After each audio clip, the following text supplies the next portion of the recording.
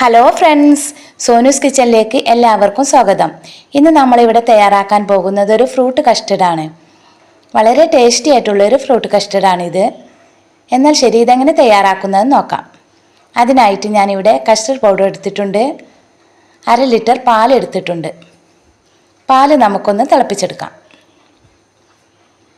ഇനി ഒരു ബൗളിലേക്ക് കുറച്ച് തിളപ്പിക്കാത്ത പാൽ ഒഴിച്ച് കൊടുത്ത് നമുക്കതിലേക്ക് 2 ടേബിൾ സ്പൂൺ കസ്റ്റർഡ് പൗഡർ ചേർത്ത് കൊടുക്കാം.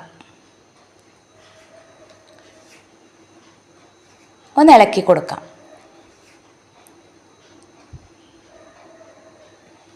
ഇനി പാലിലേക്ക് നമുക്ക് 3 ടേബിൾ സ്പൂൺ പഞ്ചസാര ചേർത്ത് കൊടുക്കാം. കുറച്ച് മിൽക്ക് മേഡ് കൂടി ഒഴിച്ച് കൊടുക്കാം.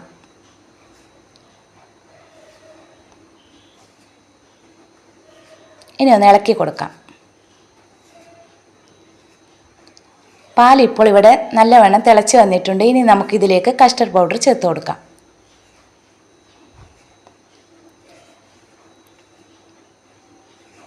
ഇനി നന്നായിട്ടൊന്ന് ഇളക്കി കൊടുക്കാം. ഇപ്പോൾ നമ്മുടെ ഫ്രൂട്ട് കസ്റ്റർഡ് ഇവിടെ റെഡി ആയിട്ടുണ്ട്. ഇനി നമുക്കിത് തണുക്കാനായിട്ട് 1 മണിക്കൂർ മാറ്റി വെക്കാം.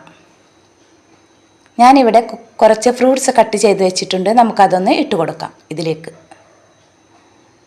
ഫ്രൂട്ട്സ് നിങ്ങൾക്ക് ആവശ്യമുള്ള ഫ്രൂട്ട്സ് നിങ്ങൾക്ക് ചേർത്ത് കൊടുക്കാം.